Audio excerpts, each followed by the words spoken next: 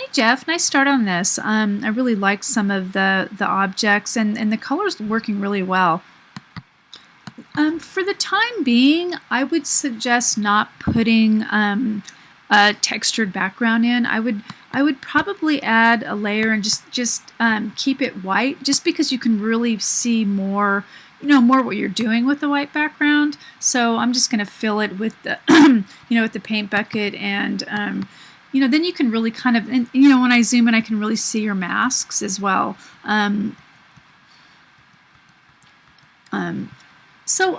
Just a few suggestions. I really like the way that some of these are coming together. This is a really big object, so you might want to think of adding, like, kind of, you've got this kind of feet form, with the RAM and the keyboard. You might want to make a smaller version back here, or, excuse me, or even put some cables down there. It looks like it just looks a little off balance. So another thing I wanted to, to show you. So what I like to do too is put all similar objects in a layer group, so you can move it around. So again, I'm going to select all of these like this, and then I'm going to go down here and click the group. Then you can move it around and turn it off and so on. And I'm going to call this Chris. You can label it too. So at this point, this is the main attraction. So what I would first do is I would really make this a lot bigger. That's why it's really nice to, to be able to select all these and make it larger. Just because it's the main event. We are going to be adding a background and other things too. So, all right. So I'm going to move the Chris guy just a little bit. I still think this should be a little bit bigger. You could go, it's not a good idea to distort these, but you could, let's see. Oh, I see what you have going here. You could make this a little bit shorter, and then it would have a little bit more balance. So let's see, where is it? And one way if you want to link these together so they stay together, you can, I'm going to put them next to each other, and then you can either lock them or just do that, put them together. And if you want to lock them, you just click this like that, and now they're fixed together. But you can easily unclick them. But what I'm going to do is just see what it's going to look. Excuse me. Oh, I'm just going to see what it looks like.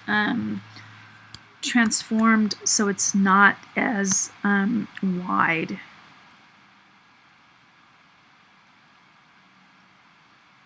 See, it looks a little bit more in balance now, but again, if you want it big, just copy.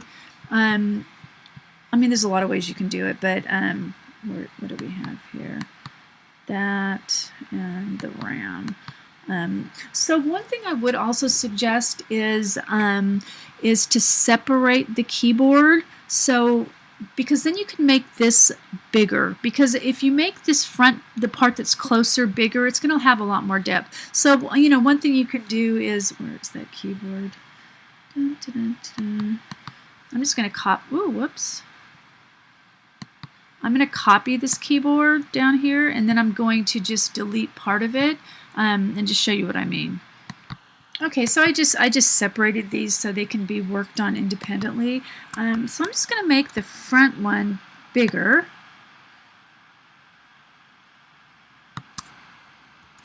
And where's the round stick to? Oh, whoops! That should also be bigger because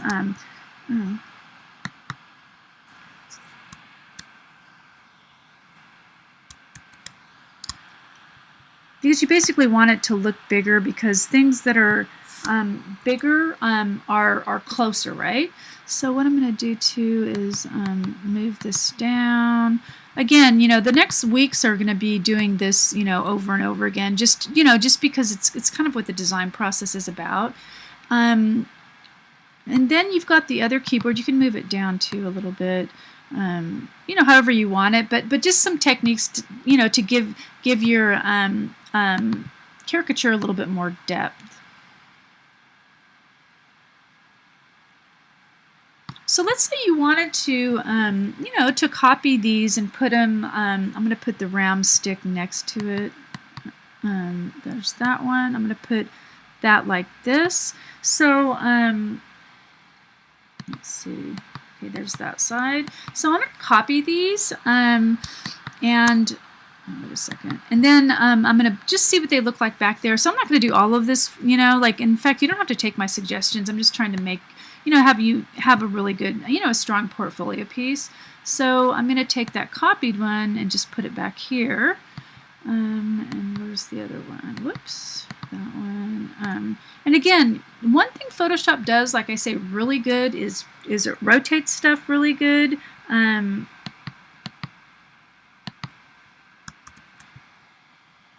again, since now this is further away, right, it needs to be quite a bit smaller. Because, you know, then it's just going to have more depth in the keyboard as well. So just some techniques. And again, Photoshop does all of this brilliantly. And again, it's up to you to move this how you want to move it around. And I'm not saying to do it just like this or anything. But it will really give it more depth if you, you know, you play with the scale. So another thing to think about is the way that this cabling is going into this plug. I wouldn't leave it like this. It's just that it's you know, it's pretty sloppy, and it's not. I mean, what I would do is have this go into a pronged plug and have it go, you know, have it plugged into there, because it just doesn't. You have this wonderful concept, but this is just needs a little bit of refinement. And with this mouse too, and you've got this coming here, you might want to add another cable here and have, you know, because that would also help to separate this because it's so close. You know, or this side might be the place to have a red one and the other side to have the blue one, because then what's going to happen is it's just going to stand out more. So if you copied this and put it over here again, you know, it could you know, be more interesting. You know, and don't be afraid to continue to add stuff to this. I would probably put some other kind of camera up here, like, you know, like a little webcam, there's a little round thing or something. Or you can do just, I know I showed you this a million times already, everyone, not just you.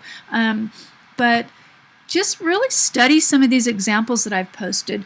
I mean, this looks really good because of what he did with all these cables. He just didn't, you know, he used way more than 5 objects and really worked with, and again, you can see the scale here.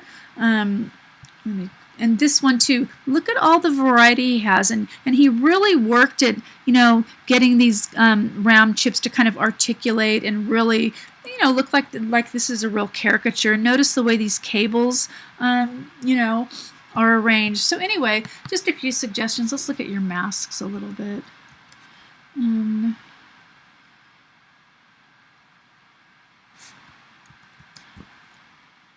Yeah, yeah, and in the future, it'll be good to clean up some of the edges of the mask. But again, that's, you know, that's what the whole class is for. You don't have to do it all in 1 week. But that's usually when I grade. I really zoom in and look at everyone's masks, and I, you know, and again, just some of the refinements, like for example, for this, you might want to work with the cable to make it look a little bit more interesting. You know, you could use the perspective transformation tool, which is under Edit, Transform. You know, or something like that. You know, maybe you just kind of want to, you really, you know, you want to create like an interesting shape as well. And I'm not saying that's perfect, but I'm just trying to show you some of these cool tools to play with as well. Okay, so anyway, I hope you found this useful. You know, there's so much that you can do. You can work on these forever. You know, you can rotate this, and you know, it's all about rotating and really making, you know, making something look interesting and you know, like a caricature and animated. Okay, so anyway, overall nice job, and looking forward to seeing the next version of this. Okay, so let me know if you have any questions. You can always grab me on Google Hangouts if you want more feedback. And okay,